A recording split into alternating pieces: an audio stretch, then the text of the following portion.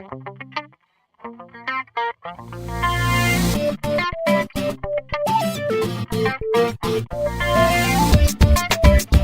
gospel. And we're back at about 40 past the hour. Stephen, Matt, Ed, Donald, it's the Dixie Melody Boys in the house talking about, among other things, that 50th anniversary album.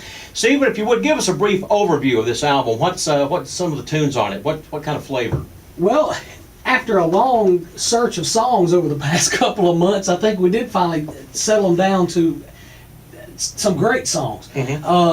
One song, Ed had been told by a gentleman years ago that you always got to have a song about the blood. And I'm trying to think of the title of the song. What was His it? Blood Alone. Yeah, His Blood Alone is one. It's going to be a great power ballad. We were just discussing about it a while ago. We're going back and going to do some re-recording of some old retro Dixie Melody Boys, or should I say DMB? Yeah, DMB band. Yes, and so those will be on there, and I don't know. It's just been put together. Just now that we're listening to just those songs, we can tell it's going to be a great album. Matt, you got a pick of the litter off this album? You know, I do. We've got one there. I cry every time. It's called "I've Got Family There."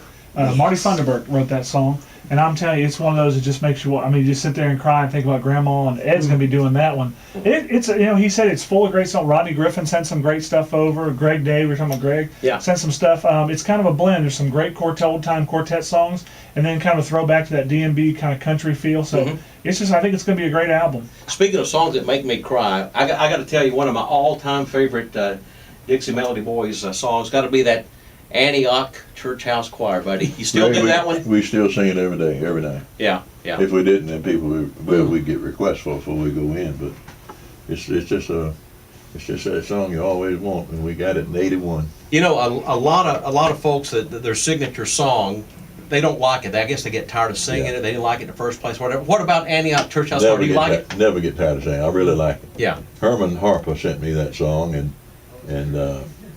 said, "Ed, this sounds like something you'd love to do." And I like those kind of songs. Yeah. And I listened to it and sat there and cried a while because my dad couldn't sing. He had a bass voice like JD, but he couldn't carry a tune, you know. Yeah. And I sitting there thinking about him, you know. Wow. I said, we got to cut it. Yeah. 50 years, you've seen a lot of changes, a lot of ads, moves, and changes. Gospel music in the year 2011, the good, the bad. What do you see it from the Ed O'Neill perspective? Greg, I don't know. It's all good to me. Yeah. We were sitting in front of a little church the other day, way out in Sawyer, Kansas, you know, and it's easy for the devil to get in your mind, you know. I drove 28 hours to get you in. There's a church won't hold 100 people. Yeah.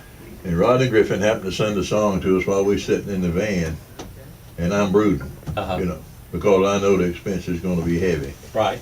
And the song called "The Call Is Still the Same." There you go. And I said, "Wow." Yeah. Isn't it funny how the Lord works? Yeah. Well, it's always an honor having Ed O'Neill and all the guys, Stephen, Matt, and Donald in the house here. And you and I were talking about it. Remember that back in the 70s, me and you, Kingsport, Tennessee. Oh, I was bad news then, brother. Man. Had black hat, had enough sideburns to make a wig. That direct-to-two track, and you didn't want to be the guy that made the mistake where you had to do the whole song over, That's right? exactly right. The musicians they get irate. Hey, Ed, you didn't keep any of that sideburn hair, did you? No, I didn't. I got a transplant. We can sell that off. Let me tell you one quick story about the Antioch Church Choir.